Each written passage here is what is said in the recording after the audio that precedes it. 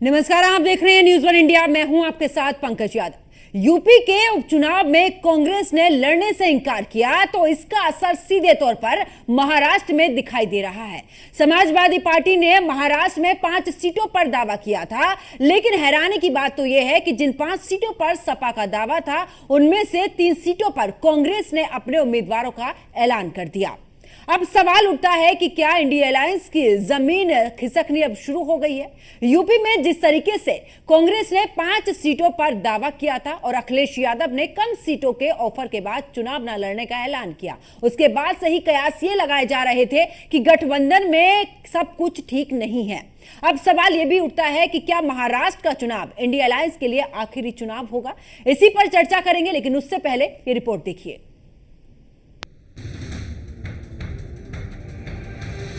India alliance के बीच खड़ी हुई दीवार, महाराष्ट्र चुनाव में सीटों पर तकरार, सपा की दावेदारी कांग्रेस ने नकारी।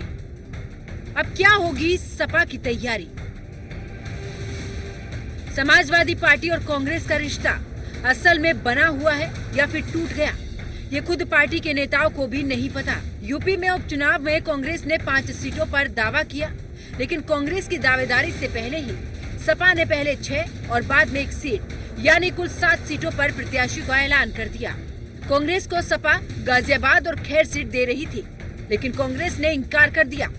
यूपी में सपा ने कांग्रेस के साथ खेल किया तो उसका खामियाजा उसे महाराष्ट्र में भुगतना पड़ा। कांग्रेस महाराष्ट्र में सपा को ज्यादा भाव देने के मूड में बिल्कुल नहीं दिख रही है। इसका उदाहरण साफ दिख रहा है कांग्रेस के प्रत्याशियों की लिस्ट में। समाजवादी पार्टी ने महाराष्ट्र में 5 सीटों पर दावा किया था। ये सीटें थी Dhule seat, Bhiwandi east, Mankhurd, Bhiwandi west, Malegaon central. इसमें से धुले सीट, मालेगांव सेंट्रल और भिवंडी वेस्ट से महाविकास आघाड़ी ने प्रत्याशी घोषित कर दिए हैं। मानखुर्द, भिवंडी वेस्ट की सीटों पर कांग्रेस ने पत्ते नहीं खोले हैं। सपा और कांग्रेस के बीच की खटास इस कदर बढ़ चुकी है कि सपा नेता आबू आजमी ने खुलकर बोलना शुरू कर दिया है। गठबंधन के प्रत्याशियों की लिस्ट आने के बाद भड़के आबू आजमी ने तो यहाँ तक कह दिया कि अगर 5 सीटें नहीं मिलती हैं तो सपा 25 सीटों पर लड़ने के लिए तैयार है। तो देखिए, जिस तरीके से समाजवादी पार्टी और कांग्रेस का जो गठबंधन है, वो उत्तर प्रदेश की बात करें, हरियाणा की बात करें या फिर मध्य प्रदेश की बात करें, लोकसभा चुनाव की बात करें, इसके अलावा क्योंकि महाराष्ट्र में चुनाव होना है विधानसभा का, और उससे पहले अगर उत्तर प्रदेश की बात करें तो यहां पर उपचुनाव होना है। लगातार सीटों को लेकर दोनों के बीच में ही कई बार ऐसा देखा गया है, जब सीटों पर बात नहीं बनी है, एक दूसरे के साथ में रहने की बात जाती है, लेकिन जब सीट बंटवारे की बात आती है तो यहां पर राह अलग अलग नजर आती हैं। ऐसे में यह देखना बड़ा ही दिलचस्प है कि आखिरकार क्या, जिस तरीके से इंडिया अलायंस को लेकर दावे किए जा रहे हैं दोनों ही पार्टी की तरफ से, अखिलेश यादव कह रहे हैं कि हम पूरे तरीके से साथ में हैं। दूसरी तरफ अगर कांग्रेस की बात करें तो कांग्रेस की तरफ से भी अभी इस पर कुछ बयान नहीं आ रहे हैं। वही अखिलेश यादव का कहना है कि सीट इतनी जरूरी नहीं है जितना जीतना जरूरी है। तो क्या ऐसे में अब ये कयास भी लगाया जाए कि आखिरकार, क्योंकि जिस तरीके से अगर इस दौरान बात करें इंडिया अलायंस की, तो क्या इसमें गांठ पड़ती हुई नजर आ रही है। ऐसे में तमाम सवाल जरूर खड़े हो रहे हैं। इसी पर खास चर्चा के लिए मेरे साथ में कुछ मेहमान जुड़े, उनका परिचय आपसे करा देती हूं। रत्नेश मिश्रा हमारे साथ में, बीजेपी नेता हमारे साथ में जुड़े हुए हैं। इसके अलावा पूजा मिश्रा, प्रवक्ता समाजवादी पार्टी के, हमारे साथ में जुड़ चुके हैं। मुन्ना खान, नेता हैं कांग्रेस के, जो कि हमारे साथ में जुड़े हुए हैं। डॉक्टर यहां पर मोहम्मद अमीन, पॉलिटिकल एक्सपर्ट, हमारे साथ में जुड़े हैं। सभी का स्वागत है न्यूज़ वन इंडिया पर। चर्चा की शुरुआत यहां पर करते हुए पूजा मिश्रा जी, आप ही के साथ में, आखिरकार गठबंधन की बात आप लोग कर रहे हैं और ऐसे में जब सीट बंटवारे की बात आती है तो यहां पर राह अलग अलग नजर आती है। हरियाणा हमने देखा, मध्य प्रदेश हमने देखा, अब अगर महाराष्ट्र की बात करें, 5 सीटों पर आपने पूरे तरीके से सहमति बनाई, 5 सीटें हमें दे दो, लेकिन उसमें से भी 3 पर यहां पर महाविकास आघाड़ी ने अपने प्रत्याशी उतार दिए। ये समझ नहीं आ रहा है कि आखिरकार जिस गठबंधन की बात कर रहे हो, जगह जगह पर तो गांठें नजर आ रही हैं। ये कैसा गठबंधन है? पंकज जी, पहले तो आपको नमस्कार और साथी प्रवक्ताओं को भी मेरा नमस्कार। अगर मैं बात कर लेती हूँ मध्य प्रदेश की, क्योंकि आपने मध्य प्रदेश की भी बात की, तो उस वक्त जो है माननीय राष्ट्रीय अध्यक्ष जी ने बहुत क्लियर कहा था कि जो है हमारा मध्य प्रदेश के जो है विधानसभा इलेक्शन में गठबंधन नहीं है। और अगर हरियाणा की बात कर ली जाती तो भी हमने वहां पे बिल्कुल क्लियर किया था कि हम वहां पे चुनाव में नहीं जा रहे हैं, हम जो है इंडिया अलायंस का समर्थन कर रहे हैं। अगर अभी बाई इलेक्शन की बात कर लें उत्तर प्रदेश में, तो भी पंकज जी हमने डिसीजन लिया है कि 9 की 9 सीटें हैं जिन पे जो है इंडिया अलायंस चुनाव लड़ेगी, वो सिंपल समाजवादी पार्टी क्या रहेगा। अब बात कर लेती हूँ मैं महाराष्ट्र की। तो महाराष्ट्र की अगर बात करते तो हमने पहले जो है 12 सीटों का प्रस्ताव रखा था गठबंधन के लिए। हमारी जो है बिल्कुल इच्छा है कि गठबंधन में किसी भी तरीके की जो है मनमुटाव ना हो, किसी भी तरीके से जो है गठबंधन को कोई नुकसान ना पहुंचे। हमारा टारगेट ये है। हमने रखे 12 सीटों की, उसके बाद में 12 सीटों पे नहीं बात बनी, हम कह रहे 5 सीटें हमें चाहिए और हमें लगता है कि ये वाजिब है और ये हमारी रेस्पॉन्सिबिलिटी भी है एक राजनीतिक दल होने के नाते कि हम जो है चुनाव में पार्टिसिपेट करें। जो आपको ही पता है कि उत्तर भारत से महाराष्ट्र में लगभग जो है 25 से जो है 30% की आबादी है, उनके प्रति भी हमारी जिम्मेदारी बनती है। हमें लगता है पंकज जी हमने गलत किया, हरियाणा में अगर हम चुनाव लड़े होते तो शायद जो हमारे लोग जो चाह रहे थे कि हम चुनाव लड़े वो कहीं किसी और तरफ चले गए, वो इंडिया अलायंस के साथ रहते, कुछ और जो परिणाम आया उसके जो है अलग परिणाम आते। तो हम ये महाराष्ट्र में नहीं चाहते कि इस प्रकार की कोई भी चीज सामने आए। अगर जो है गठबंधन मानता है हमें 5 सीट देता है तो स्वागत है। अगर गठबंधन से हमारी बात नहीं भी बनती है, अगर हम अलग होकर के भी लड़ते हैं पंकज जी, तो ये सुनिश्चित है कि हम लेकिन पूजा जी अभी आपने जो जिस तरीके से कहा नहीं, अभी आपने कहा कि ठीक है अगर आप सहमत होते हैं तो ठीक है, वरना फिर हम अपने स्तर पर लड़ेंगे चुनाव, हम अलग होकर चुनाव लड़ेंगे, फिर वो गठबंधन कैसे रह जाएगा? मुझे सिर्फ इस पर समझना है। पंकज जी देखिए, हम उन्हीं सीटों पे लड़ेंगे जहां पे हमारा संगठन मजबूत है, जहां हमारे जीतने की संभावना अधिक से अधिक है। मैं कहूंगी कि जो है 99% से भी ज्यादा हमारे जीतने की संभावना है। हम उन्हीं सीटों पे जाकर के चुनाव लड़ेंगे ताकि हमारे गठबंधन को नुकसान ना हो, क्योंकि हमने देखा हरियाणा में चुनाव नहीं लड़ करके कि हम जो है चुनाव नहीं लड़े हैं। ठीक है, हमें तो कुछ हमारी जो ठीक है, यानी कि समाजवादी पार्टी को साथ में लेकर कांग्रेस नहीं चली है पूजा जी, यही खामियाजा भुगतना पड़ा हरियाणा में। जवाब ले लेती हूँ क्योंकि मुन्ना खान जी हमारे साथ में जुड़े हुए हैं। मुन्ना खान जी, क्योंकि पूजा जी कह रही हैं कि देखिए आपने गलती की हरियाणा में 7 में अगर सीटें देते तो शायद जो वोट छिटक कर गया है जिनका जिक्र कर रही हैं वो आज गठबंधन के साथ में होता तो शायद होता कि यहाँ पर आपकी सरकार होती यहाँ हरियाणा में। दूसरी तरफ उन्होंने मध्य प्रदेश का जिक्र किया, सीटों पर सहमति नहीं बनी तो हमने अपने प्रत्याशी उतारे। अब ऐसे में महाराष्ट्र की स्थिति में भी कह रही हैं, सीधे तौर पर कह रही है अगर आप मानते हैं मानते, नहीं मानते तो 25 से 30 सीटों का जो जिक्र हो रहा है समाजवादी पार्टी में वो अपने स्तर पर लड़ेंगे। तो ये समझ ही नहीं पा रहे हैं कि ये गठबंधन है कि क्या हो रहा है। देखिए, गठबंधन, सबसे पहली बात तो ये समझना होगा कि जो इंडिया अलायंस का गठबंधन था वो लोकसभा चुनाव के लिए था। विधानसभा चुनाव के अंदर यथा स्थिति के अनुसार ही हम एक दूसरे के साथ आ रहे हैं। यथा स्थिति अगर है तो हम साथ आ रहे, नहीं तो हम एक दूसरे को सपोर्ट कर रहे हैं। जिस तरीके से हमारे राष्ट्रीय अध्यक्ष श्री मल्लिकार्जुन खड़गे जी ने कहा कि हम उत्तर प्रदेश में समाजवादी पार्टी के साथ है, तो समझना चाहिए कि समाजवादी पार्टी के साथ है, हम अलग नहीं है।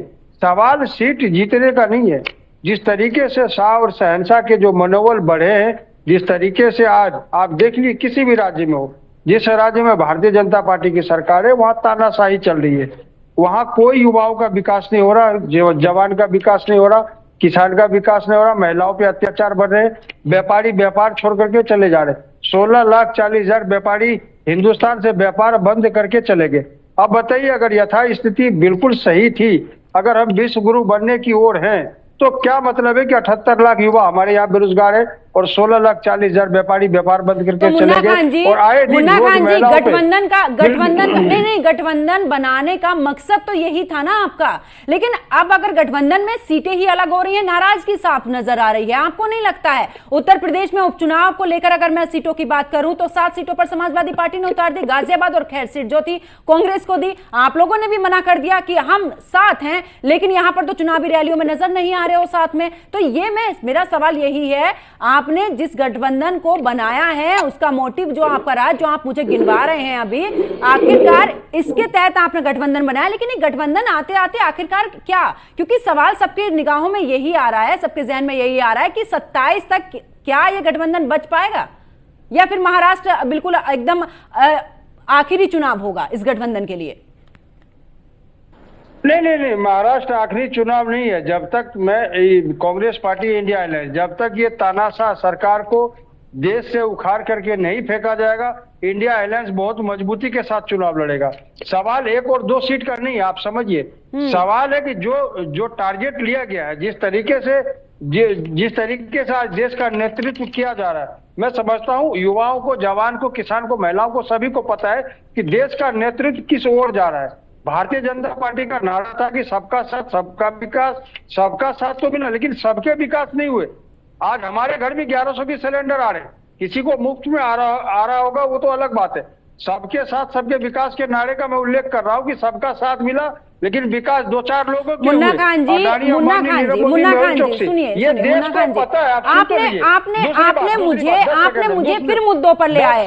आप मुझे मुद्दे के निवारे, मेरी जो डिबेट है वो मुद्दे को नहीं, मैं तो सिर्फ गठबंधन को लेकर आपसे पूछ रही हूँ। गठबंधन क्या है जब सीटें अलग अलग हैं? तो मैडम 10 सेकंड में मैं बता रहा हूँ। अगर उत्तर प्रदेश में भारतीय जनता पार्टी को भय नहीं होता, अगर भारतीय जनता पार्टी डरी नहीं होती, तो 2-2 सीट का बंटवारा नहीं होता। 2 सीट मुख्यमंत्री, 2 सीट उप मुख्यमंत्री, 2 सीट प्रदेश अध्यक्ष। आखिर ऐसा क्यों हुआ? आप समझिए, सीधी सी बात है, क्योंकि भारतीय जनता पार्टी अपनी पार्टी की रणनीति होती है मुन्ना खान जी। अब वो 2-2 सीटें दें, 4-4 सीटें दें। आप यहाँ पर अगर अखिलेश यादव को 4 सीटें दें, या फिर राहुल गांधी जी को 4 सीटें दें, या फिर आप अपने पास में कितने, ये तो एक अपना आपस का मेल है ना। हम अपनी पार्टी को जिताने के लिए हम 4 सीट पर लड़े, या 6 सीट पर लड़े, या 90 सीटें पर लड़े, वो तो अलग बात है। यहाँ गठबंधन की बातें वापस लौटूंगी। रत्नेश मिश्रा जी भी हमारे साथ में जुड़े हुए हैं।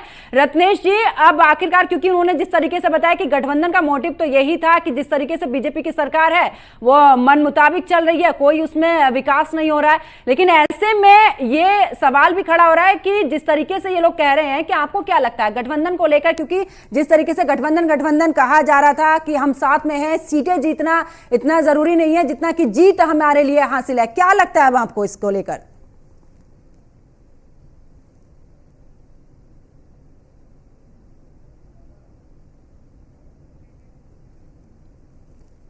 एक बार फिर से जुड़ने की कोशिश करेंगे, और इस दौरान हमारे साथ में पॉलिटिकल एक्सपर्ट अमीन जी भी हमारे साथ में जुड़े हुए हैं। अमीन जी, क्या लगता है, क्योंकि हरियाणा का हमने देख लिया, वहां पर सहमति नहीं बनी, मध्य प्रदेश में सहमति नहीं बनी, उत्तर प्रदेश के जो चुनाव हैं वहां पर भी सहमति नहीं बन पा रही है, और क्योंकि अब महाराष्ट्र में जाकर तो ऐसा लग रहा है कि जैसे यहां पर पूरे तरीके से अलग होते ही नजर आ रहे हैं, यानी कि नाराजगी नजर आ रही है। आपको क्या लगता है इस गठबंधन के क्या मायने निकल रहे हैं? मेरी आवाज जा रही है आपको? पंकज जी, मेरी आवाज जा रही है? जी, रत्नेश जी, आवाज आ रही है आपकी। जी, मैं जवाब दूं? जी, जवाब दीजिएगा, फिर मैं पहुंचती हूँ अमीन जी आपके पास में। देखिए पंकज जी, अमीन जी आती हूँ आपके पास में। हाँ, रत्नेश जी अपनी बात पूरी कीजिए। देखिए पंकज जी, आपको और साथी पैनलिस्टों को और देश की जनता को मेरी तरफ से नमस्कार। पंकज जी, वो मुझसे प्यार करता है मगर जता नहीं सकता, ये वाली स्थिति हो गई है समाजवादी पार्टी और कांग्रेस के बीच। आप बार बार सवाल पूछ रही थी कि गठबंधन का है, और दोनों ने साफ तौर पे बता दिया कि गठबंधन तो कहीं है ही नहीं। समाजवादी पार्टी की प्रवक्ता ने कहा अगर बात बनती है तो ठीक, नहीं तो हम अलग चुनाव लड़ेंगे। कांग्रेस के प्रवक्ता इसी डिबेट में बैठ के कह रहे हैं कि भैया वो तो लोकसभा तक के लिए था। तो इन लोगों ने तो क्लियर कर दिया, आप क्यों बार बार उससे सवाल पूछ रहे थे? दोनों के स्टेटमेंट में ये क्लियर हो गया कि कोई गठबंधन एग्जिस्ट कर ही नहीं रहा है। अब दूसरी बात, जो ये लोग गठबंधन की बातें करते हैं, अभी कांग्रेस के हमारे साथी कह रहे थे कि देश में बड़ी है, मुझे लगता है कि कर्नाटक, हिमाचल और तेलंगाना में युवाओं को पकड़ पकड़ के पीसीएस और पीपीएस बनाया जा रहा है, लोग भाग रहे हैं वहां से, और महिलाओं के खिलाफ तो कोई क्या कहते हैं अत्याचार हो ही नहीं रहा, कोई मुकदमा नहीं दर्ज हो रहा है 3 प्रदेशों में, और किसान सब खरबपति हो गए कर्नाटक, तेलंगाना और हिमाचल के, और दलित तो इतने मजबूत हो गए कि कर्नाटक की सरकार दलितों के वेलफेयर फंड का पैसा खा जा रही है, जरूरत ही नहीं पड़ रही है। तो यह है इनके 3 प्रदेशों की स्थिति। अब आप इनसे बार बार गठबंधन पे सवाल पूछते हैं, बार बार भारतीय जनता पार्टी को पानी पी के कोसते हैं। इनसे मैंने एक सवाल बस पूछा है। देखिए, समाजवादी पार्टी और कांग्रेस पार्टी में एक युद्ध चल रहा है, कौन किसको कहां दबा सकता है। समाजवादी पार्टी उत्तर प्रदेश में है तो कांग्रेस को यहां दबा दे रही है, बाकी के प्रदेशों में कांग्रेस मजबूत है तो समाजवादी पार्टी तो वो दबा दे रही है। ये तो बीजेपी में भी देखा है कि जिस तरीके से संजय निषाद ने पूरे तरीके से दिल्ली में डेरा डाला, 2 सीटों की मांग की, वहां पर सीटें नहीं मिल पाई, पोस्टर तो उनकी तरफ से भी लगाए गए हैं। और 27 को लेकर ही लगाए गए हैं। नाराजगी तो वहां भी देखने को मिल रही है। पंकजा जी, मैं फिर वही कह रहा हूँ, हमारे गठबंधन में जिन भी दलों को सीट जीतने लायक थे वो अगर उनको सीट उनके खाते में जीत कर आ सकती थी, आरएलडी कौन थी, मीरापुर में उनकी स्थिति सीखने लायक थी, देश ने देखा है। बाकी तो हमारे गठबंधन के नहीं लेते कि हम अलग से गठबंधन यहाँ तो साफ तौर पर कह रहे हैं कि भैया अलग के साथ था, उसके पार्टी को टुकड़े टुकड़े करने का काम ने कहा कि बात भारतीय जनता पार्टी ने किया। ये हमें एक एक करके लोकसभा के लिए गठबंधन बिल्कुल ठीक है एक एक करके मुन्ना खान जी, रत्नेश मिश्रा जी, मुन्ना खान जी, रत्नेश मिश्रा जी, मैं वापस लौटती हूँ। अमीन जी से मैंने सवाल किया था, पहले जवाब ले लेती हूँ। नहीं ठीक है मुन्ना खान जी, रत्नेश मिश्रा जी, मैं वापस लौटूंगी। अमीन जी, क्योंकि आपको क्या लग रहा है ये जो गठबंधन है समाजवादी पार्टी की तरफ से, अभी पूजा जी भी बोल रही थी कि आखिरकार अगर सहमति बनती है ठीक है, नहीं बनती है कोई बात नहीं। दूसरी तरफ बीजेपी तो पूरे तरीके से चुटकी ले रही है। बीजेपी कह रही है कि महाराष्ट्र में तो झुंझुना पकड़ाने का भी काम नहीं कर रही है कांग्रेस समाजवादी पार्टी के साथ में। तो आपको लग रहा है ये गठबंधन नजर आ रहा है या फिर ये अलग होते हुए? पंकजा जी, सबसे पहले तो जब आप किसी को ऑफर करें तो उस वक्त उसको बोलने दीजिए। ये बीच बीच में घुसने का तरीका गलत है। मैं डेली डिबेट करता हूँ और हर चैनल पे करता हूँ, ठीक है। अमीन जी, यहाँ पर आवाज क्लियर नहीं आ पा रही थी, इसलिए मुझे बीच में रोकना पड़ा। मैं बोलूं अब? आवाज जी जी, अपनी बात पूरी कीजिए। मेरा ये कहना है कि ये जो पार्टियां हैं जिन्होंने अपना गठबंधन बनाया था, बहुत अच्छा बनाया था, इसमें कोई दो राय नहीं है। और ये बिल्कुल संतरे की तरह बहुत अच्छा गठबंधन बना हुआ था कि जब खोलेंगे तो पार्टियां अलग अलग नजर आएंगी। चूंकि उनके हर पार्टी का लीडर अलग है, उसकी अपनी मान्यता अलग है, उसका अपनी फॉलोइंग अलग है। इंडिया लेवल पे बनाया गया था, ये पार्लियामेंट की बात सही है इन लोगों की, पार्लियामेंट के लिए बनाया गया था। लेकिन उसके बाद ये गठबंधन जो है उस तरीके से नहीं चला जिस तरह से चलना चाहिए था। अब क्या हुआ कि उत्तर प्रदेश में उन्होंने चालाकी में सबसे पहले समाजवादी ने अपनी सीटें डिक्लेयर कर दी और ये कहा, क्लियर कट कहा है, सबने सुना है और हर आदमी जानता है। इन्होंने ये कहा अखिलेश जी ने कि हम देश की तीसरी पार्टी हैं संसद में, यानी अब वो इंडिया लेवल की पार्टी हो गई है। वो अपने को किसी से छोटा कद नहीं समझती, ना बीजेपी से ना कांग्रेस से। इसीलिए उनका जो व्यवहार है थोड़ा चेंज हो गया है। उत्तर प्रदेश में उन्होंने वही किया जो उन्हें करना चाहिए था। उन्होंने 7 सीटें थी, 9 सीटें थी, उसके बाद 2 छोड़ के 7 सीटों पर कर दिया अनाउंस, जहां पे जीतने की आशंका नहीं थी, सिर्फ मुंह पुरौती करनी थी, इसलिए कि इन सीटों को देके उनकी इच्छा को पूरा किया जाए। वो कांग्रेस ने चालाकी की छोड़ दिया। अब उसका जवाब उन्होंने टिट फॉर टैट, वो उन्होंने महाराष्ट्र में नीति अपनाई है कि उन्होंने जो मांग रहे थे उसमें 3 सीटों पर उन्होंने जो है अपने प्रत्याशी घोषित, और इस कारण जो है क्योंकि उनके सिर्फ 2 पर ही समाजवादी के एमएलए इस वक्त कंटिन्यू है। अबू आदमी ये कहने से कुछ नहीं होता कि हम 20 सीटें 25 सीटें में लड़ेंगे। स्थिति वहां पे बिल्कुल अलग है। इनके इतने ज्यादा वोट नहीं है, लेकिन इनके दिमाग में जब चीजें घुस जाती है कि हम एक राष्ट्रीय स्तर की पार्टी है तो उसका तौर बात करने का अलग हो जाता है। ये लोग बिल्कुल एक नहीं रहेंगे। यह मैं आपको क्लियर कट बता रहा हूँ। ये सब अलग हो जाएंगे धीरे धीरे और समय आते आते ये बिखर जाएंगे। यानी कि जो 27 का लेकर सवाल उठा रहे हैं सभी लोग कि क्या ये जो अब चुनाव है महाराष्ट्र का, क्या ये आखिरी चुनाव आपको भी नजर आ रहा है? इसमें कोई दो राय नहीं है कि इसके बाद इनके तल्ख जो रवैये हैं अलग अलग हो जाएंगे और ये अपनी सीटों, लेकिन हाँ पब्लिकली नहीं कहेंगे कि हम अलायंस में अलग नहीं है, लेकिन ये अलग लड़ेंगे। अब आने वाले चुनाव में देखा जाएगा ये। ठीक है अमीन जी, वापस लौटूंगी। पूजा मिश्रा जी, हाँ हरियाणा में तस्वीर ठीक है। पूजा जी, क्योंकि जिस तरीके से अब बीजेपी की तरफ से भी तंज कसा जा रहा है बार बार इस गठबंधन पर जब से बना है, अब तो कह रहे हैं कि क्या समाजवादी पार्टी का सम्मान इतना भी नहीं बचा है कि झुंझुने लायक है। इस तरीके के बयान अब आने शुरू हो चुके हैं। देखिए पंकज जी, हालांकि भाजपा को तो अधिकार ही नहीं है बोलने का। ये जब अपने घटक दलों को 1 सीट तक नहीं देते हैं तो कहते हैं भाई हमारा सिंबल दे दीजिए, अपना प्रत्याशी दे दीजिए, या फिर हमारा प्रत्याशी दे दीजिए, अपना सिंबल दे दीजिए। वहां कुछ नहीं बात करते, तो इनको तो अधिकार ही नहीं है बोलने का। पंकज जी, मैं एक चीज से जो है डिनाई करना चाहूंगी। पॉलिटिकल एक्सपर्ट ने कहा कि हमें घमंड आ गया हुआ है और इसलिए हम कह रहे हैं कि हम देश के लेवल की पार्टी हैं। हालांकि हमें जो है जनता ने देश की तीसरी सबसे बड़ी पार्टी बनाई हुई है, पर हमने हरियाणा में, अगर हमें घमंडी आ गया होता तो एमपी इलेक्शन के जस्ट बाद हरियाणा में इलेक्शन था पंकज जी, पर हमने वहां पे नहीं पार्टिसिपेट किया।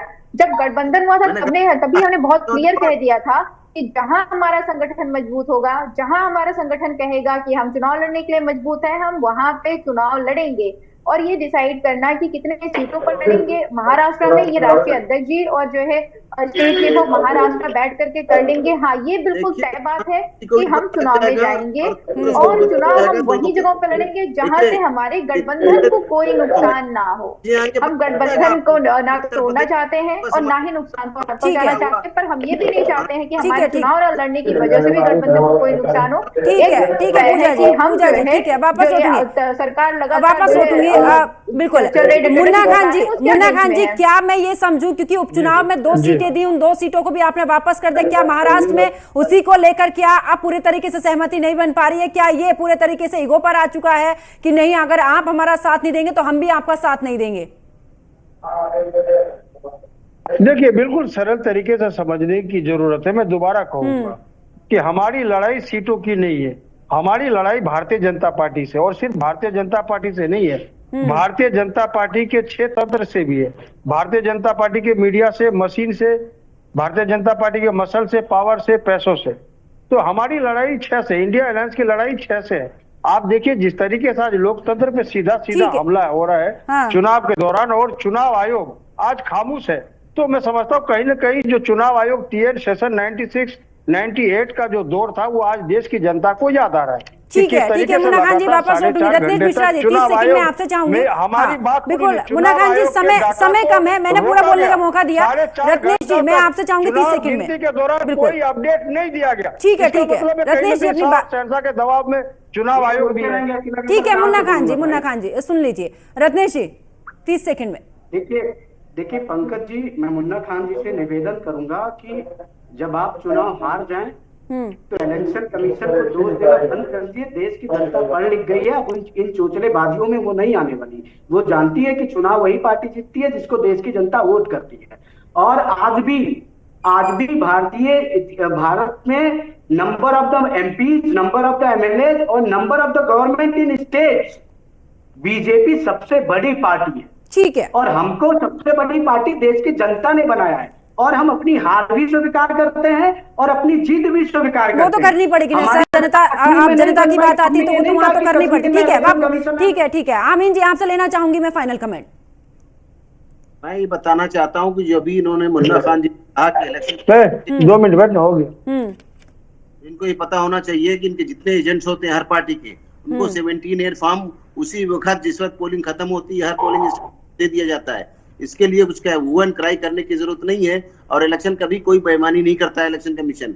इसका तो सुप्रीम कोर्ट तक दे दिया गया है स्पष्टीकरण, और जो भी रिजल्ट आए हैं वो रिजल्ट बता देते हैं इनको कि क्या उसमें क्या गलत था क्या सही था। ये अपनी इंटरनल लड़ाई होती है और उसका खमियाजा ये लोग इलेक्शन कमीशन के ऊपर डालते हैं। मैं इस बात को बिल्कुल डिनाई करता हूं, और ना इलेक्शन कमीशन बेईमानी करता है, नहीं तो उनके रिजल्ट लेके क्यों चले जाते हैं पार्लियामेंट के अंदर, और उसी को जो रिजल्ट देता है चुनाव आयोग उसको लेके असेंबली में मेंबर बनते हैं। ये गलत बातें हैं, इस तरह नहीं करना चाहिए। अमीन जी हाँ, समय कम होने के चलते मुझे सभी मेहमानों से इजाजत लेनी होगी। आप सभी मेरे साथ में जुड़े, आप सभी का बहुत बहुत शुक्रिया। तो देखिए, क्योंकि जिस तरीके से उपचुनाव भी है उत्तर प्रदेश में और सीधे तौर पर महाराष्ट्र में विधानसभा के चुनाव भी हैं, गठबंधन को लेकर लगातार, क्योंकि एक तरफ अखिलेश यादव हैं, दूसरी तरफ राहुल गांधी, तो दोनों की तरफ से जहां उपचुनाव को लेकर कांग्रेस ने मना कर दिया कि हम नहीं लड़ेंगे उत्तर प्रदेश में चुनाव, साथ में रहेंगे, वहीं महाराष्ट्र की अगर बात करें तो 5 सीटों पर आकर सहमति बनी है इस दौरान समाजवादी पार्टी की, लेकिन उन 5 सीटों में से भी 3 सीटों पर महाविकास आघाड़ी ने अपने प्रत्याशी उतार दिए हैं। ऐसे में तनातनी की स्थिति नजर आ रही है, क्योंकि समाजवादी पार्टी की बात करें तो समाजवादी पार्टी का कहना है कि जहां पर हमारी जमीन मजबूत है तो हम 25 से 30 सीटों पर चुनाव को लेकर यहां पर अपने प्रत्याशी खड़े कर सकते हैं। ऐसे में सवाल उठता है कि क्या 27 का जो सपना देखा जा रहा है, 27 तक क्या एक गठबंधन बना रह सकता है, या फिर महाराष्ट्र का चुनाव यहां गठबंधन का आखिरी चुनाव होगा? इस पर भी सभी की निगाहें हैं।